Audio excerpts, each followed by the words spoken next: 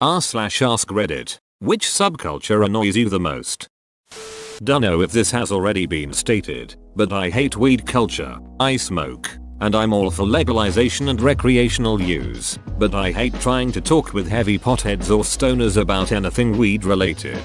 Like that documentary that gets reposted to r/documentaries 50 times a week. It says, have you ever wondered if there's a plant with 2,000 different recreational uses and can cure many deadly diseases? It's obnoxious and annoying. Edit. The post in question https://www.reddit.com/documentaries/66g the most powerful plant on earth 2017 what if st equals j6q8h5lt and equals 5e78 afdb. Well, we don't care about them at all and just want to get high s.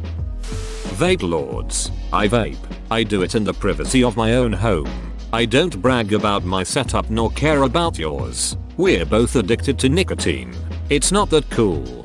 Yep, I used one for 10 months to quit smoking. It worked great as a cessation tool. I was courteous and discreet about when and where I used it. Many people are not, and use it for years, and obnoxiously so. But I've been smoke free over 3 years, and haven't used a vape in over 2. Edit. Oh geez. Thanks for the gold. Good for you, man. Hope I can kick the habit one day. If you do, you're acting white. I am a minority and I've grown up with friends who are also minorities. This type of mentality is so toxic and can be flat out racist. I remember a friend of mine not wanting to lose weight and eat healthier because her parents would tell her it wasn't their culture. Another friend who was told if they speak properly they're speaking white. Or in my own family, when I was trying diet and eating chicken and vegetables, they said, why are you eating like white people? Edit. Wow. I did not expect this much response. You guys are great. I'm glad that I wasn't the only one that felt this way. Keep on keeping on, Redditors. Do what you like and duck what everyone else says. Edit 2. After reading the comments, I realized that maybe my comments sounded one-sided. This was based on my own experience, and when I wrote this I was half asleep after the night shift at work. I went to a diverse college and I recall some of my white friends afraid to like certain artists or do certain things because people would say the same if you do X. You're insert race here. Sometimes I'm like, can you just duck off and leave me alone, lol. Seriously though, I've learned to have the attitude of if you don't pay my bills, you get no opinion.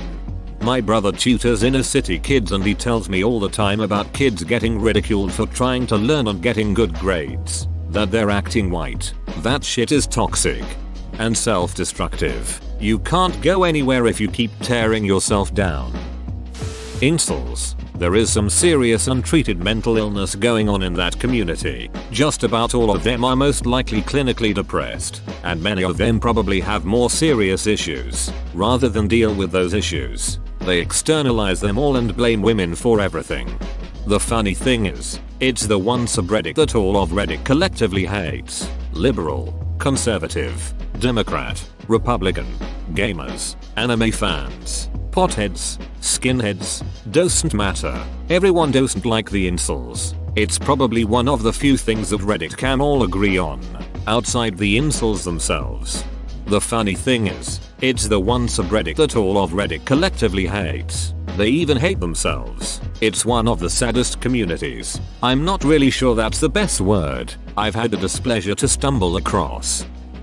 Rick and Morty culture is ducking pathetic. To be clear, that show is both very funny and very smart. I do get it, but the people who use it like a ducking guidebook for their own life are the lowest bottom feeding inept invertebrates of our era. It is a ducking TV show that satirizes modern life and customs using extreme versions of ideas personified. It is the same shit as the kids who watched Fight Club and became Antifa, or the people who watched V for Vendetta and now identify as anarchists. How little meaning and depth must your life have that a piece of media can come to define your existence and thought? Read more ducking books. Develop a more three-dimensional personality and understanding. Then watch these fun critiques. Laugh. Maybe learn a bit. But be enough of a person to not become consumed by the first moderately intelligent thought that passes through your thick dome. Edit. Spelling the right word.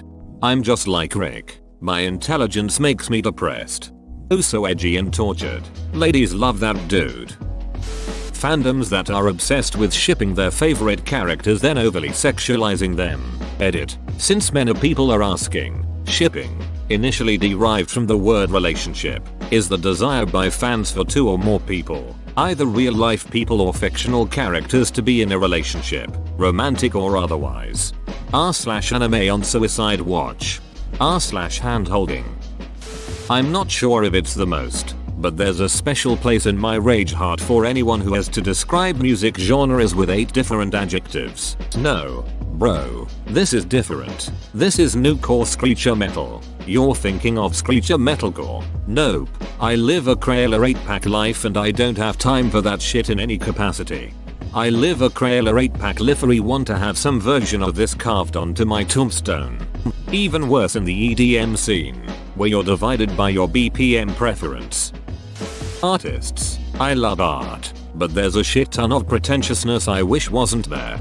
I love art and do my own art too, but I agree, musicians, painters, photographers, etc. There will always be a group of them that thinks everything they do is beyond amazing. They're so much better than everyone else and couldn't possibly have anything to learn from anyone or benefit from constructive criticism. I'm happy with my level of talent, but there will always be someone better than me, and I'm always happy to take advice or suggestions as long as it's done respectfully. Sometimes it's not helpful and sometimes it is. I'm not Freddie Mercury or Van Gogh or Ansel Adams. Why would I look down on someone else who is doing what I love, and why would I pass up the opportunity to potentially grow and get better? I went to art school and, in their defense, they sort of have to, just to keep going often you have to think you're great, or you stop after 2 years, especially if you haven't generated money. The second reason is they have to sell themselves to prospective buyers. Yes, themselves. Often more than the product they are making. They are the product. No one's really going to hire someone who's like, I think I'm getting good. Nah, they want someone who talks the talk and looks confident. Competitive moms. Oh god, mom communities are so horrible. Seriously, I left my main mom group after every gathering turned into who can throw the best party, and when moms would be like, let's have a play date, and then some other mom would be like, let's make it a potluck, and then, how much money can I pitch in to make this play date amazing? F that noise. I just want to show up with my kid whilst sporting sweatpants, messy hair, and a cup of coffee and watch our children poorly share with each other. Edit. Everyone's responses have made me giggle. Thank you. I hang out in smaller numbers now, with women who get it. I'm grateful to not have to keep up with the Janices and do my thing. Parenting is hard enough already without women being competitive. People that think that their astrological sign has something to do with their personality. Like, no, you're not a beach because you're X sign, you're a beach because you are a beach. When I was younger, people told me I was moody or wishy-washy or whatever because I'm a Gemini. This summer I found out that, while I am a Gemini, my real problem is that I'm bipolar. What if you're bipolar because you're Gemini?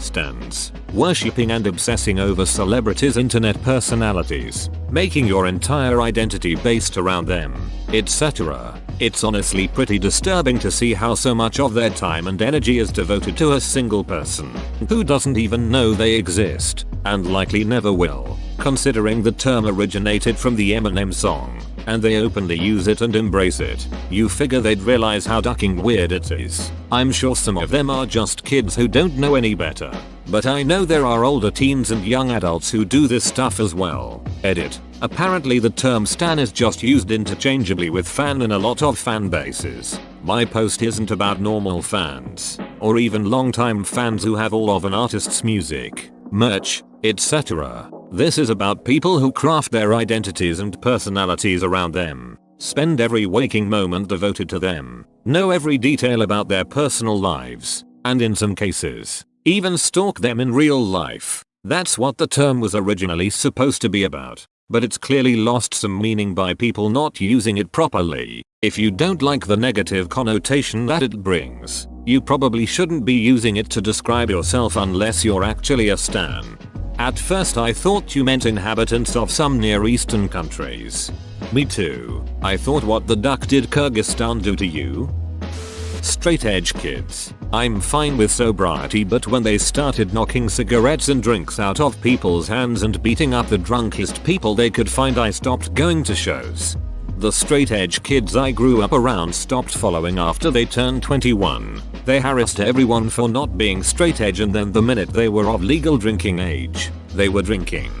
Friend in high school was a borderline alcoholic but was crazy against smoking pot. At a party senior year, a group of us went outside to smoke a bowl and he said he wanted to join. We were shocked but also kind of excited that he had come around. We gave him first hit and he blew into the bowl as hard as he could, making all the weed fly out. It was very clearly intentional. He let out a half-assed "oops my bad" and went back inside. He was very drunk, so we weren't gonna call him on it just to hear him insist it was an accident, but we all knew him well and it was clearly not a mistake. People who ruin beautiful old wood furniture by antiquing it with milk paint and then sanding the edges corners to make it look worn, thereby guaranteeing you can't strip and refinish it. Duck them and their shabby chic aesthetic. No, dummy, you didn't rehab it. You just ruined a beautiful solid oak dresser and now I want to punch you. Edit. My bigger problem is when people try to resell these antiqued items at some kind of insane markup, as if they have improved the object. If people were doing this shit in the privacy of their own homes and not parading it around in public, that would be fine. Shabby chic your home to your heart's content, but keep it away from me. Antique, handcrafted wood furniture is generally of excellent quality and is increasingly hard to come by, so seeing a piece of it ruined breaks my heart. And no, I'm not Ron Swanson, but my husband is pretty dang close. A friend of mine worked at an exclusive furniture shop and his job was to make their new items look a bit worn. A perfectly good looking new couch, for instance. He had to sand the seats, find some dust, etc., and make it look like it came out of a rich old grandma's house. Then they would sell it for a lot of money. It was horrible really, but people paid for it. The whole Mac versus Windows and Android versus iPhone debate. WHO, the duck cares. Just use what's best for you. Edit. I forgot Linux. Also, I need to clarify something based on the replies I'm getting. When I say use what's best for you, I mean use what's best for you. Both Mac and PC have their ups and downs, and same with iPhone and Android. They are built for different types of people and different audiences. Nobody started the debate. Nobody is at fault. Nobody is unequivocally better than the other. Use what you want and leave everyone else alone. Edit to it. The damage egos and superiority complexes of people being told their devices aren't necessarily the best. This has been going on in various forms since it was Slate v Granite as a stone table thing with Ugg and Throg back in the old days. Slate FTW. Get out Granite scum. A lot of stuff has already been mentioned, such as stoners, SJWs, anti-SJWs, anti-education Republicans, people who are way too into their fandoms, adulting, etc. But one that hasn't been mentioned that annoys the shit out of me is what I call gluten-free yoga types. They think they're better than you and think they have all of the answers to life based on their pseudoscience. Depressed? You should just practice mindfulness. Struggle with chronic illness? It's all of that gluten you're eating. Stressed out? Do some yoga. Having some trouble at work? Shove some kale up your ass. They live by the word of Dr. Oz, David Wolfe, Chris Carr, etc. There's a 50% chance they believe that veggies can cure cancer and that vaccines cause autism. Worst of all, they preach this to you endlessly and just won't shut up about how much better they think they are than you. I had a boss like this once. She drove me nuts. Oh yes, the live laugh lovers. Eat shit die. I just ducking hate people. I'm just sick of people doing shit. I know this will probably be a touchy subject, but here goes. People who have a mixed heritage and choose to only embrace part of it because they think it's cool. For example, in college I knew a guy with the last name of Sullivan. Trust me when I say the only Irish thing about him was his last name. An actual quote by his mom and by his so. He always had to be wearing something green and wouldn't be caught dead without at least one clover leaf on him. He even insisted that everyone called him Irish instead of using his real name. I've met a number of people like this trying to be unique. The last thing they are is unique. To be honest, it is possible to just connect to one of the cultures more for whatever reason in your upbringing. For me it was that I just had more contact with that side of the family, but yet, the example you quote does seem to be a case of doing it for the cool. It's seemingly only many generation Americans with no connection to their heritage at all that do this. Recipe bloggers. Now, I like getting recipes online and appreciate some tips and a few relevant photos, but I don't want to scroll through 38 pictures taken from slightly different angles and 70 paragraphs about your home renovation, new camera, amazing products, and this cute thing your kid did. Just give me the damn recipe. Duck stories that come with recipes, man. I don't give a shit about the time you went to Morocco with your friend and ate couscous which inspired you to make the recipe. One paragraph is fine, but when you got pages of this shit before you hit the recipe it get annoying. I also hate this, but not as much as I hate the people who change the entire recipe, don't like it, and then review it harshly. Well, I thought it looked too spicy so all I used was pepper, and also I was out of salt so I didn't use any of that either. It was easy enough to make but came out pretty bland. 1 star. Double quote. Weeaboos.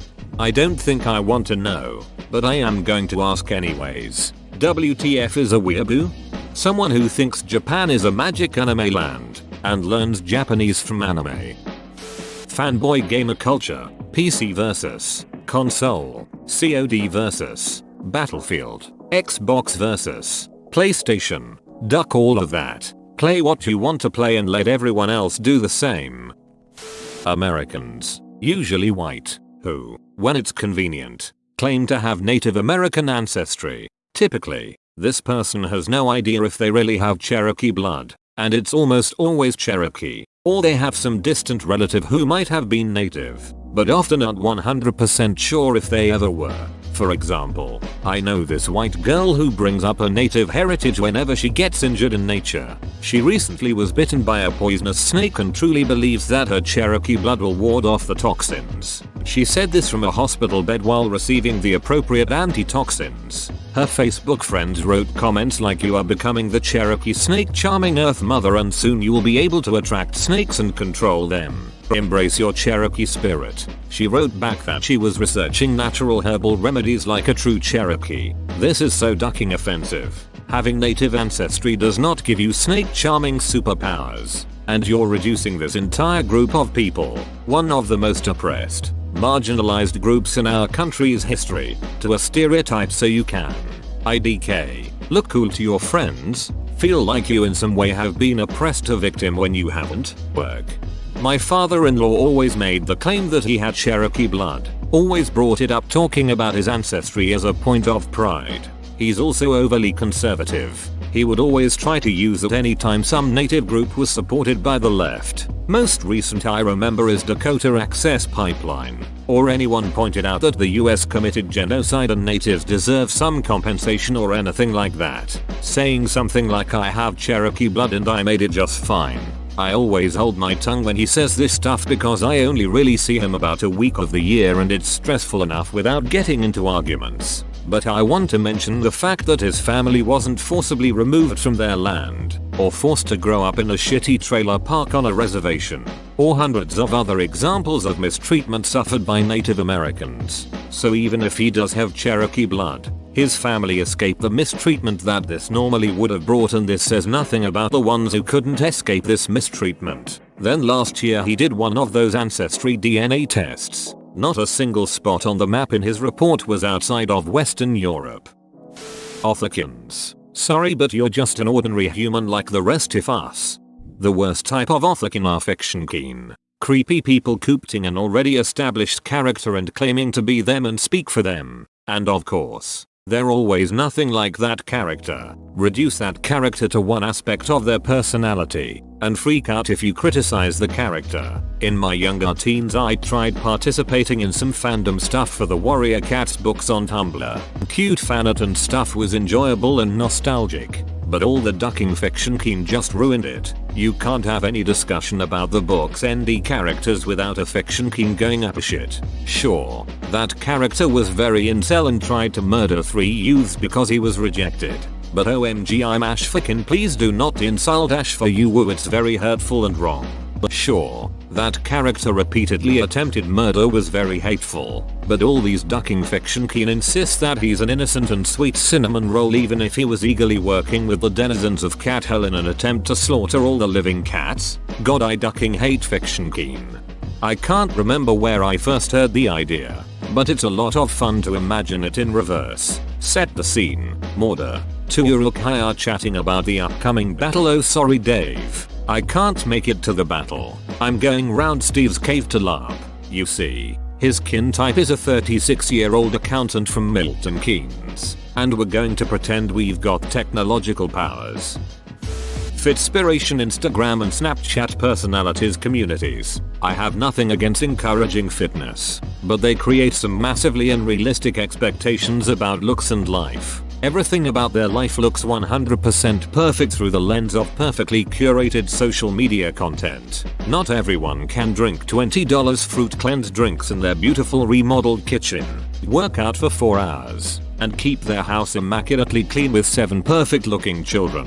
When you combine that with a lot of people feeling bad about themselves and looking for inspiration to get in shape and better themselves, it's going to cause problems. Right now, it's the white nationalists. I was sitting in the airport the other day and looking around. All I see is diversity. That's the reality of who we are. We are a melting pot. Goose stepping around pretending that's not true is just so much idiocy. The US is one of the most culturally diverse countries in the world. I've never understood how people can pigeonhole what makes an American into one specific culture. All the other subcultures people complain about seem so damn petty when there are white nationalists and neo-Nazis out there. The people who don't shower, brush their teeth, change clothes or wear deodorant when going to place with a large amount of people. Fighting game tournaments and conventions mostly. Jesus, the rank smell coming from the anime fighting games room at Summer Jam was awful. I used to live with this nasty person who would say to me stuff like showering is too hard and God I can't be asked to keep up with who expects me to be clean and wear deodorant and who does not. Dude, everyone ducking expects you to be clean. Everyone. Duck UHJH. Radfem's turfs, mostly because feminism does still have genuine goals and complaints, but when you get one or two loud, crazy man haters you invalidate all the sensible points being made. Turfs suck. Programmers. Do I like programming? Yep. Do I like socializing with people? Sure do. Do I enjoy hanging out with the guys? Absolutely. Do I want to do that at work? Duck no. Give me a job. I'll complete the job. Give me money. Alright, see you Monday. Not into the whole startup culture that is so pervasive these days. So many new companies that advertise all kinds of shit like free food, bouncy balls, Nerf wars, etc. Which are good and all, but it's clearly designed to make the 80-hour weeks and high turnover more tolerable. No thanks. Put me with the veterans of the field so I can learn some real shit and get something worthwhile done. Tumblr, almost as a whole. I say this as someone who has an account and I reblog art and post fiction there. I hate the anti-Tumblr derision and bile that Reddit likes to put out, but Tumblr has some deep-seated problems. It's rife with call-out culture, sarcasm, illness glorification, fetishism, and constant one-upmanship. The hypocrisy runs incredibly deep, and the fact that the majority of its users are under 21 is not good because they don't realize how easy it is to surround yourself with really dogmatic thoughts and blind disagreement. The worst is how steadfastly progressive many Tumblr users scream about being, but will cut down progressive media if it's got a few flaws. It's really, really ugly. This being said, Tumblr is what you make of it. The only things that show up on your dash are the posts of those you have followed. If you want your Tumblr to be full of writing prompts and tits, only follow those kinds of blogs. That's the only reason I'm still sane, is because I limit the toxic shit showing up on my dash. The 100,000 basic beach Instagram girls who are nearly indistinguishable from one another. They take identical photos, i.e. the folded hand new manicure shot, the holding a coffee cup with shoes visible under shot, the these are my legs by the pool shot, the holding an object over one eye shot, the titted head holding a product shot, the this is my hand holding an ice cream cone shot. 8. 000 repeat duck faces etc. Posing in the same 5 poses, usually wearing a variation of the same 5 clothing articles. And then they top off all this creative originality with a list of the airports of the cities they have lived in. Lacks SFOYYR. Call themselves a foodie or a UG or a traveler, followed by 1850 emoticons. These are adults, mind you, many over 30 years old. Jesus Christ, those photo descriptions are painfully accurate. Amosexuals. I'm a gun owner, and I absolutely love going out to the range and blowing through some rounds on a nice day. But if you're the guy who has to wear surplus camo, own so many air mods that your car barely runs and you live in a shithole, has any kind of sheepdog patch, sticker, or hat, everything is Velcro subdued on the tactical vest that you own for some reason, I ducking hate you. I will bet any amount of money that that same a-hole is spewing some racial or political extremism if he thinks you're one of them. Whoa, you made it to the end? You're a ducking beast. I'll cut you a deal. Smash like and subscribe for more curated content, bruh. It's free and that's a great price.